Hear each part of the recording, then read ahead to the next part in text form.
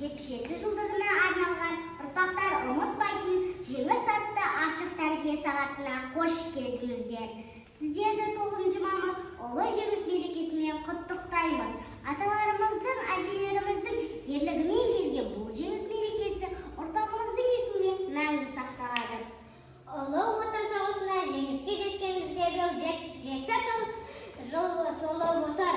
Жеңіс оңайлықпен келген жоқ. Сондықтан жеңіс күні әрқайсымыздың жүрегімізге жақын.